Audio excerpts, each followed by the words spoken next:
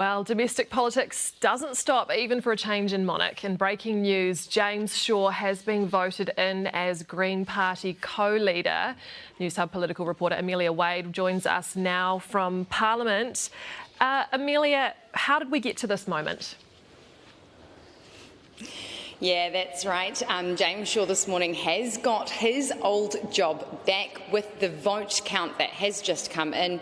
Of 142 delegates, 138 voted to put James Shaw back in his old job. And if we cast our minds back 6 weeks ago, we can look at how we got to this in the first place. A very shell-shocked James Shaw was stood here on these tiles in Parliament after their AGM meeting, where the delegates voted to reopen nominations. The Green Party obviously do have a low threshold for reopening nominations, so just over 25% of delegates voted James Shaw out. That means that James Shaw had to reapply for his job. There was then that week of will they, won't they, who's going to come forward and put their hat in the ring. There were a couple of backbenchers who had to thinking about going for it. We had Tiano Tuiono, who said he had that press conference considering whether he was going to put his hat in the ring, and then Elizabeth Kirikiri, who took quite a long time to rule out that she was going to run. That's James Shaw and Marama Davidson behind me there, heading to speak to the fact that James Shaw has been re-elected. But that happened at the AGM 6 weeks ago, and then through the Green Party process they have to go to all of the delegates, all of the members, to put him back in that co-leadership position. So that's what's been happening behind the scenes to get to this point where he gets his old job back. And of course, next year is election year. Could we see this happen all over again? We sure could, and that would be even more destabilising than that happening this year. Obviously, their AGM happens in the middle of the year, which will be a few months before that, so they'll be hoping this doesn't happen again. O tēnā koutou I te tēnei ata. Thank you for coming in on a Saturday morning when there's obviously quite a lot of other news going on at the moment. I do want to start by acknowledging the passing of Queen Elizabeth II. I know that her family and friends will miss her greatly. It is an honour and a privilege to have been re-elected as co-leader of the Green Party of Aotearoa New Zealand for an 8th year, and to be again teaming up with my friend, the Honourable Marama Davidson.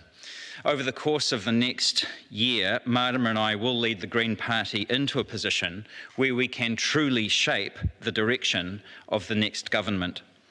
The only way to ensure that Aotearoa does what is needed in order to prevent a climate catastrophe, heals the damage done to our native wildlife, and brings an end to poverty is to get more Green MPs into the next Parliament and more Green ministers around the cabinet table of the next government.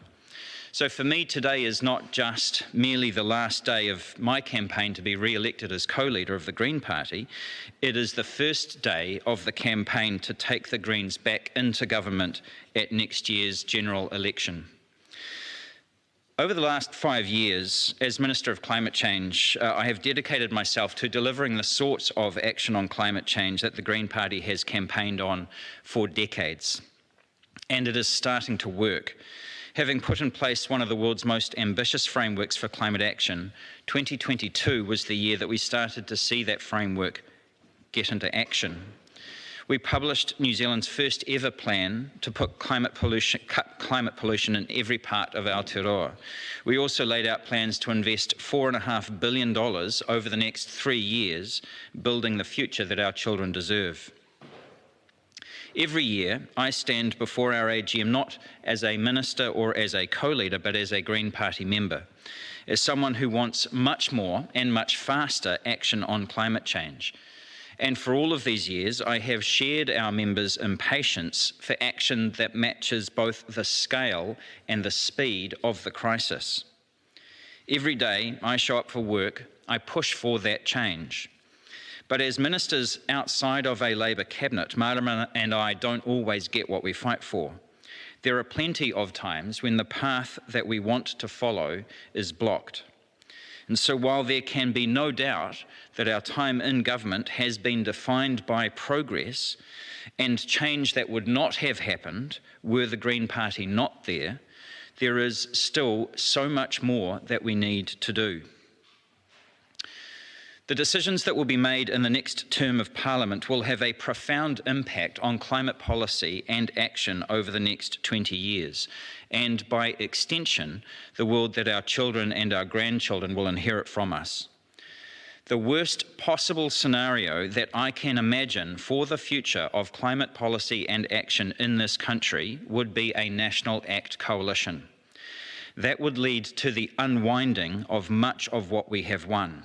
The momentum would fail. And if National's coalition partner, the ACT Party, gets their way, then everything that we have achieved over the past 5 years, from putting climate targets into law to ending the use of coal to heat our schools, will be dismantled, and we will be back where we started 30 years ago. If we are to fundamentally shift the direction and the momentum of the country and to embed the gains that we have made over the first 2 terms, it is imperative that the Green Party has a much greater influence over the work programme of the next government. So I am very grateful for the support that I have received in the weeks since the AGM, and I do want to thank each and every one of the Green Party members and supporters who got in touch with me to offer their support and who participated in their branch's decision on how to instruct their delegates to vote. My attention will now immediately turn to making sure that the Greens are back as part of the next government, with more Green ministers around the Cabinet table. Nō reira, tēnā koutou, tēnā koutou, tēnā tātou katoa.